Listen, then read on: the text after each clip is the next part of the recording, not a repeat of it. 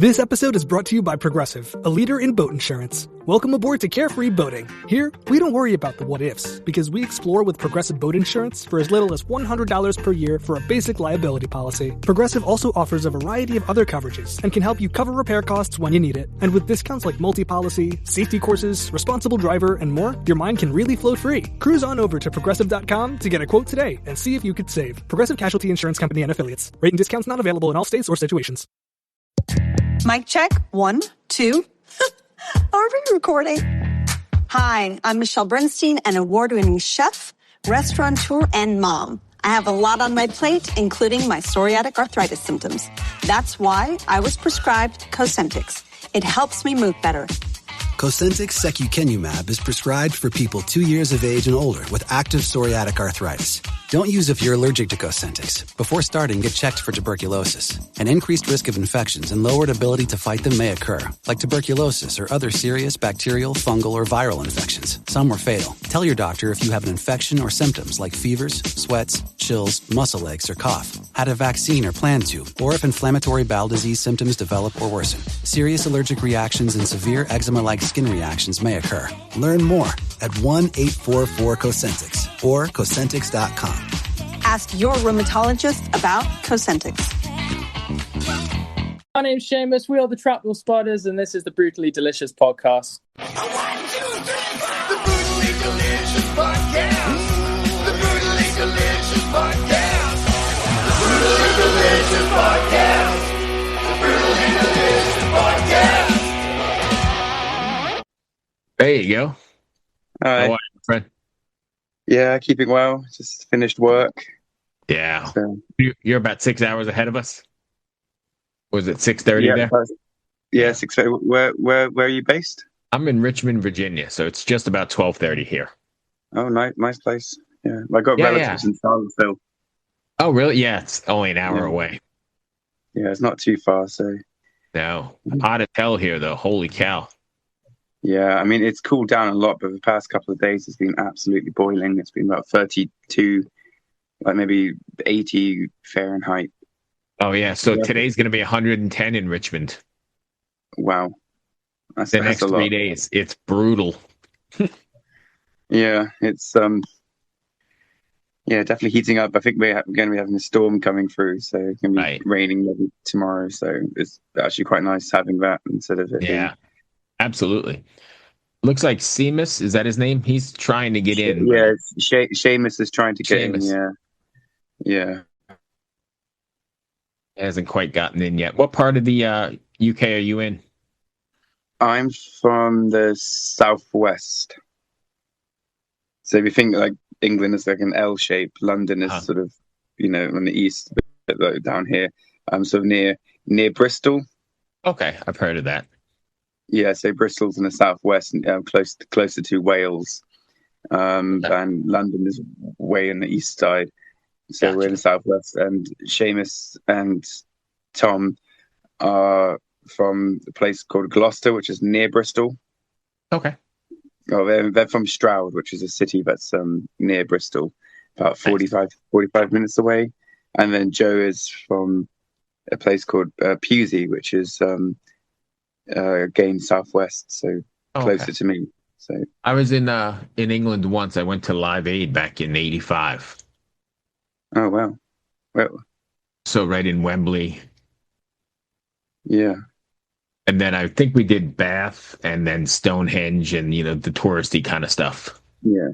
Well, I live between Bath and Stonehenge. So oh really? It's like right, sort of in the middle area of that. Right. So, yeah, but I mean, Bath for me is about a 30-minute drive. Stonehenge is about a 30-minute drive, so it's sort of right in the middle. They just had their big day over there, right, with the solstice? Yeah, they did. They had their. I think it's on the 20th, the solstice. Yeah. And you have people, all walks of life go there. You have people who are into the spirituality side of it, the Druids. Right. They've got like sort of rituals happening there, sort of traditional Druid rituals. They got people who go out there for clubbing, for raving, for music, for other things. Yeah. So it's I'd love go. I've been wanting to go for a long time, but I just never really had time. Or I want to get there, but I don't want to, sort of be stuck with a whole night or a whole evening type thing. And yeah, it depends, how busy it gets and things. So fun fact, and we can get started, and this has nothing to do with the band at all, but there is a guy here in Virginia, so maybe like 3 hours from me, way west. He built an exact replica of Stonehenge to the T, size and everything, out of foam. It's called Foamhenge. Oh wow, would that be near Winchester? Well, yeah, it's not far from Winchester. It's off of 81. It's more towards, where Natural Bridge is. Oh, the Natural Bridge. Isn't it in Lexington? Yeah, right. Yeah, right. But you know your stuff. Yeah. It's right over there somewhere. I've got relatives in Lexington and in Charlottesville. Okay. And then my aunt lives in Texas, and I've got relatives in Oregon and Indiana. So, like, my mum's American, so I grew up in England my whole life, but then America's but this dude built an exact replica out in a farm. Middle of nowhere, and I know it's 3 hours from me, but when I saw that one day on the Weird and Wacky News or whatever, we made the trip, and it was pretty funny. I've been to both, and it really looks just like it till you touch it, and it's just styrofoam. It's amazing. Yeah, we also have a place, I think in the UK, we have one called Woodhenge. It's made out of wood, I believe. Really? I don't know if it's. Yeah, I don't know exactly what it looks like, but. Hiya, sorry, I was just here at the toilet. Hello, Bruce. Nice to meet you. Bruce, Joe, nice to meet you. It looks like there's a bunch of others trying to get in, but since we're on a sort of a time schedule, do you mind if we get started? Absolutely. So let's do this. One of the things I like about doing this show is being introduced to bands that I've not heard of, that are, haven't been on my radar. And I like learning about new things. And so I learned about you guys doing the research and whatever. Absolutely love it. But can you give us the 2-sentence elevator boardroom pitch? Who you guys are? Sure. Yeah, we're the Trapdoor Spiders. So we're a semi-amateur professional alternative rock band based out of the southwest UK. And we're just 4 guys who got together loving music, really. And we're doing everything on a budget, and we're learning as we go. We're using secondhand everything. We're proper rock and roll. We're back to our roots. Right, DIY. We turn everything up loud, and it's all about the music, which makes PR difficult. But yeah, as a band, we're solid, which is really nice. Awesome. So then let me just give you a little heads up. We'll do a couple serious ones, and they may go wherever they go. And then at the end, I want to save some time to play some games that do really well on social media. Cool? Perfect. Excellent. So we'll start with the serious stuff. Let's start with the band name, right? Normally, I don't ask the question of band names, but it's definitely a nod to the New York Literary Society, known exclusively for their sharp debates. How does this heritage of intellectual sparring and outsider camaraderie affect your themes in your music? Well, that's a very interesting question. I'll try and give you a holistic answer.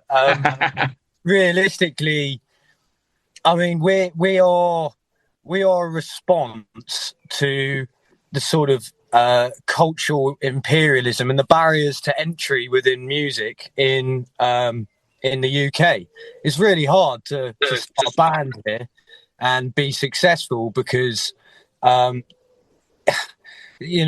record labels and the agencies, they're hegemonic. It's so hard to sort of break into the game from the outside if you haven't been to music school and you haven't got the contacts and blah blah blah. So as a band, I think the one thing we all agree on is that we're sort of trying to act as a statement against the barriers to entry, and if we can do it, anyone can do it.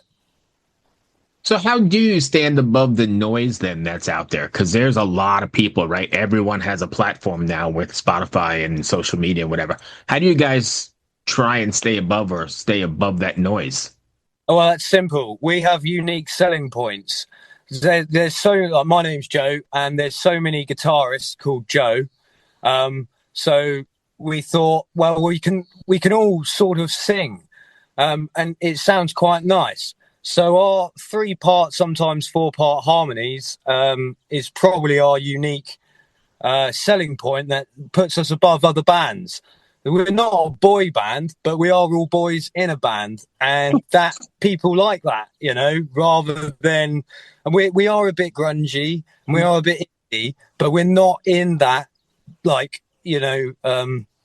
solely. So we have that variety, which makes us different and relatable. Okay, fair enough. Anyone else? I know there's a lot of people in here.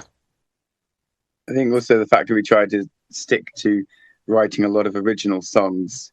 Yeah. And we have different people writing the songs as well. So it's not just one person who writes the songs in the band. We share songwriting within the band. So Joe writes a lot of the songs. Seamus also writes songs, and we incorporate both their songs and use them. So Seamus will come up with ideas for songs that he's written, and he brings them forward to the band. And then Joe has a lot of songs as well. So we try and use, it's not just one person taking the lead of, this is a song we're going to write. We try and do it sort of collectively. And I think that's, that's very, I think that's quite unique. And just, we do a few covers every now and then when we're doing some open mic nights, but I think we try and do a lot of original songs, and we release some of our originals as well. Okay. Your sound draws from a pretty wide palette, right? Grunge, old school rock, post-punk, all that kind of stuff, but still keeping it fresh and Trapdoor Spiders-ish. So my question is, what's your process for balancing those classic influences with the modern edge that you have, and how do you avoid simply echoing the past? Oh, that's easy, because we've just got a contemporary sort of lens of things. And when we've all got, it's not just because we've all got different interests and influences, they blend. So nothing, it sounds sort of relatable, but not that it's just sort of replaced it or a trade-off. Do you know what I mean? It's not a write-off. We create the authentic sound again through the vocals. I think you can't get that from another band like us, because it's our original sound. And so when we do covers, we definitely make them our own.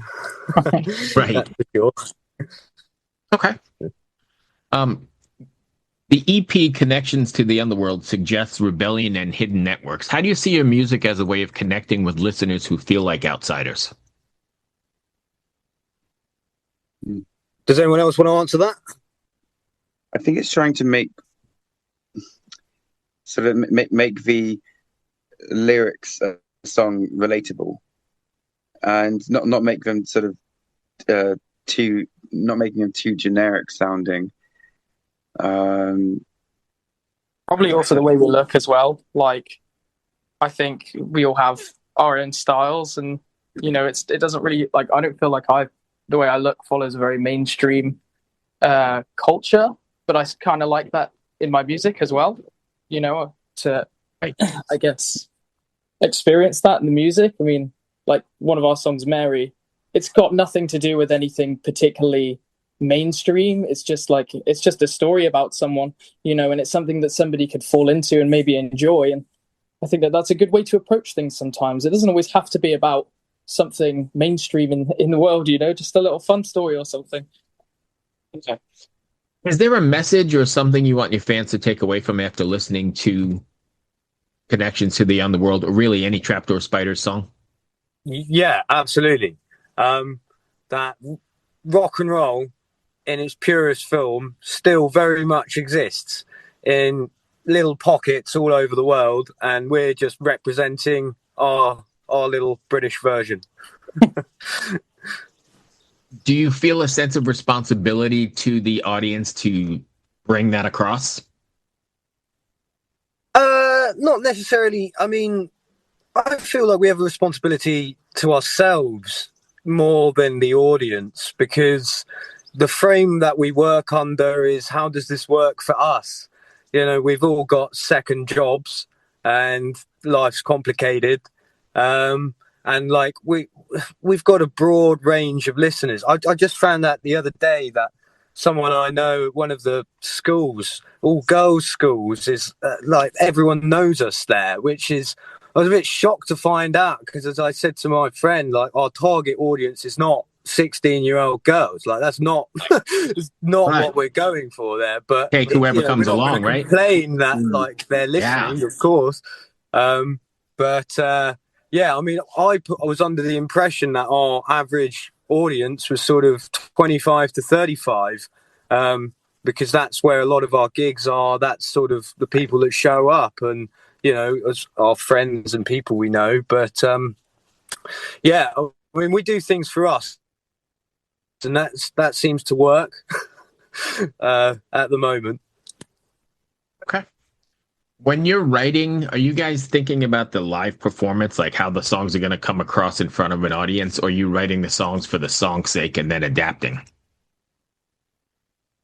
That's a bit of a mix, really. Anyone else? Do you want to answer, Joe?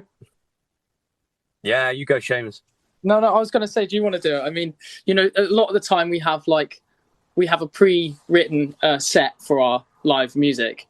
And then it's almost like we see the audience, we see the target demographic, and we think, oh, actually, which songs are going to work for this audience? And so then there's sometimes comes last minute adjustments, but I think it's all been in good faith so far. Okay. And there's also been a lot of songs that we've come up with just through practice sessions and jamming, and we've actually sort of we came up with one song idea at one of our band members' house. We were playing at his house. Really? Acoustic guitar, all singing. We just came up with his harmony, and we were singing, and it was so spontaneous. It just happened, and it turned into a song. So we have a lot of songs that we sort of have written, or we bring to the. We're the releasing band, next. there's a lot of well, songs.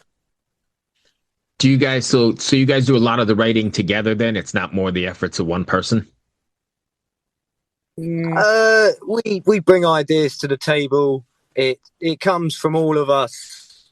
I mean, there are. When I write, I've got an idea of how things should sound, and when Seamus does the same, halfway, a lot of the time, and I think we have healthy compromise mostly. We wouldn't have got this far. Anyone else? Yeah. All right, cool. So let's move on then. Timmy. Yeah. You have something? Timmy, you got to add something. I think we just try and keep it real. That's all. Okay. What role do you think your live performances play in building the underground community that we're talking about? Oh, massive.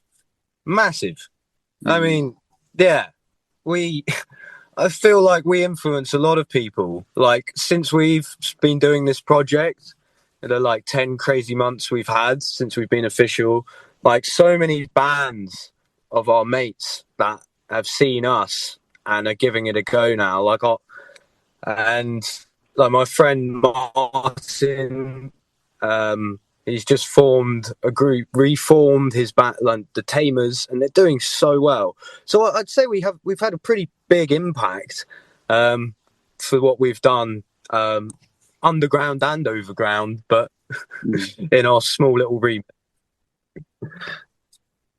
Fair enough. Are you guys planning on taking this out on the road, or is it just one-offs at the moment? Well, there is talk about this tour being organised in Malta.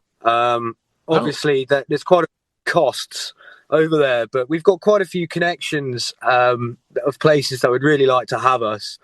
We're a bit swamped this season with one thing and another on the festival scene, but we're hoping to get out there at the end of the season. It's specifically to Gozo. There's a lot of places around there, and we're planning on sort of to cut costs, just taking guitars and singing acoustically. And if we can go holiday and break even and play every night, like that's a tour, right? You'd be a step above everybody else because most people lose money out on the road. Exactly. We're trying to be smart. How's the festival season going? That I didn't realize you guys were doing that. Is that pretty good? Yeah, I mean,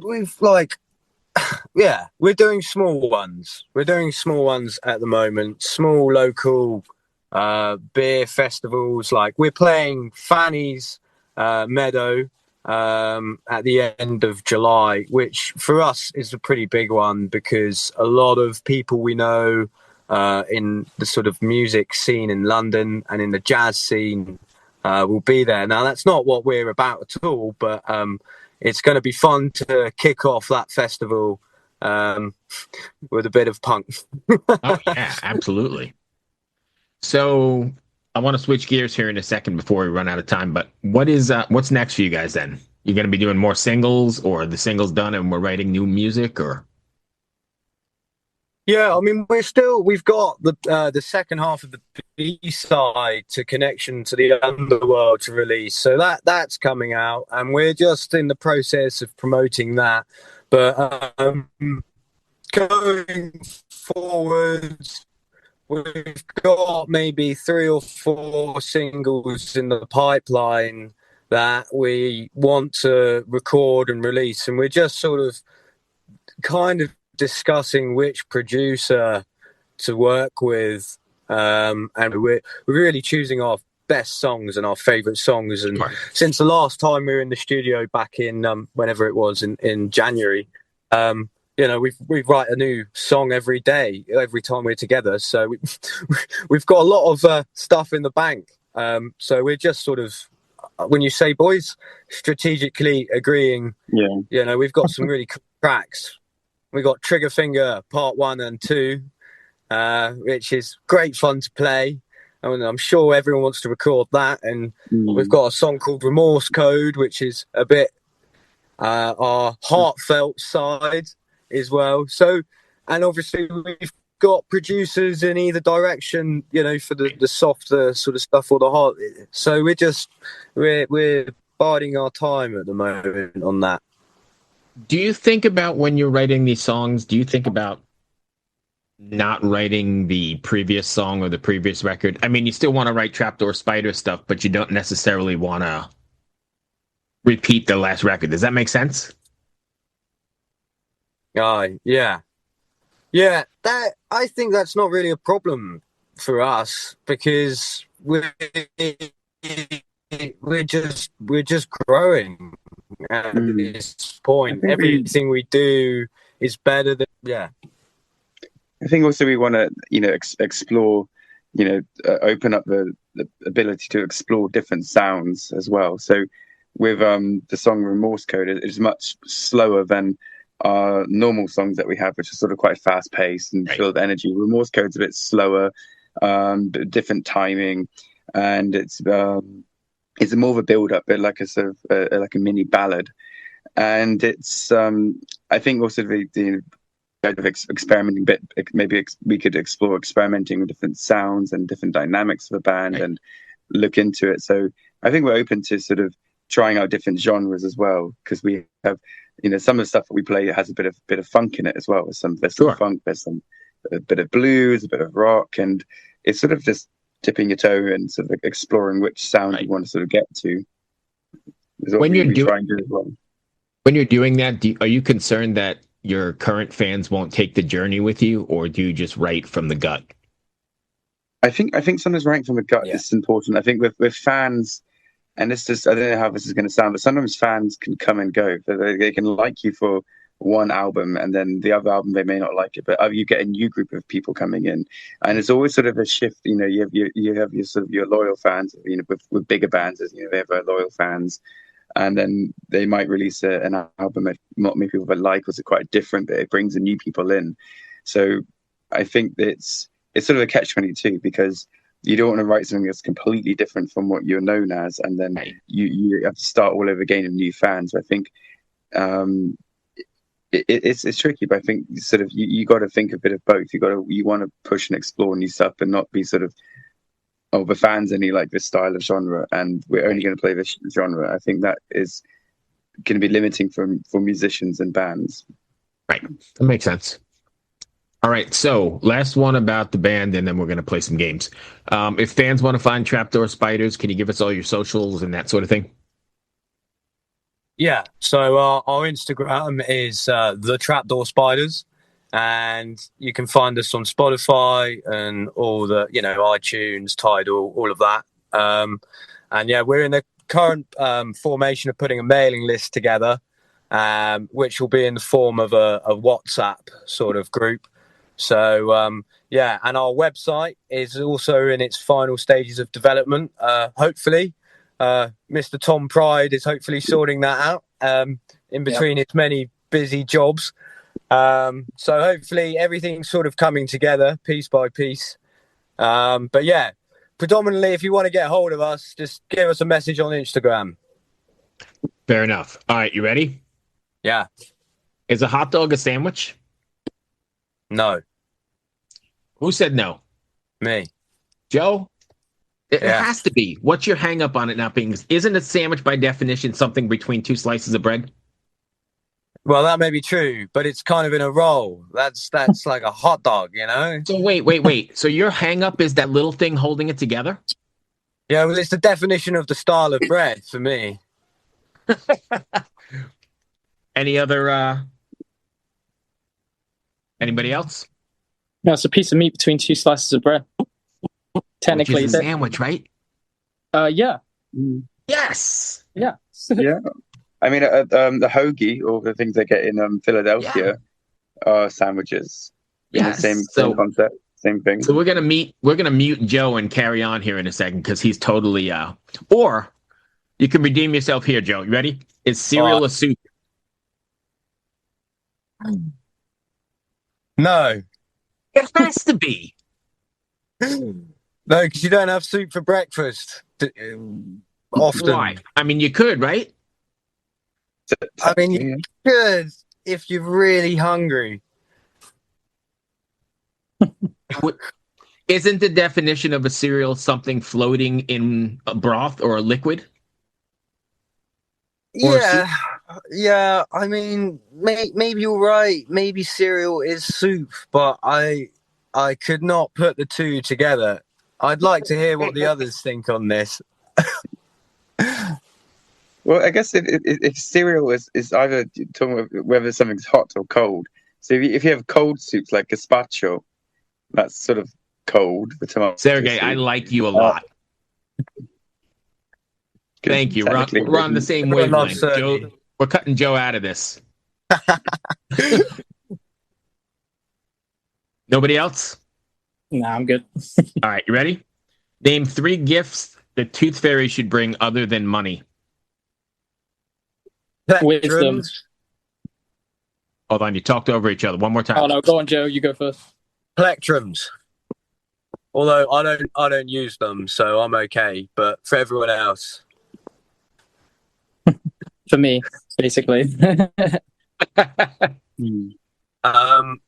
Plectrums, toothpaste, since she is the Tooth Fairy, that would be helpful. And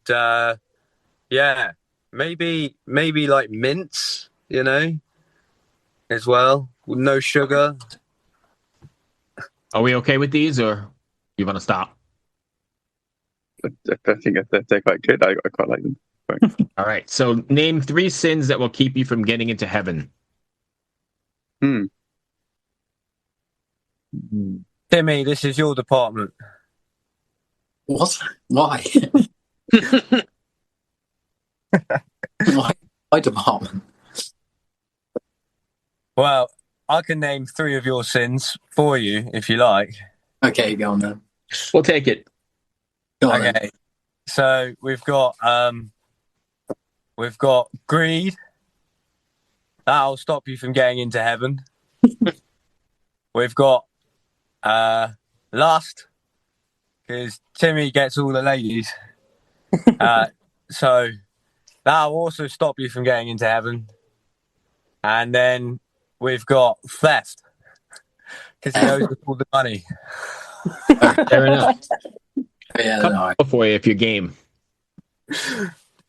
Name 3 people you'd like to be stranded on a desert island with. These boys. Good Beautiful. answer. All right, so sticking with the deserted island, then you're stranded on a deserted island. Can take 3 records for eternity. Assuming you've got some sort of solar-powered player, what are they? Oh, that's a good one. It would have to be Elephant album by the White Stripes.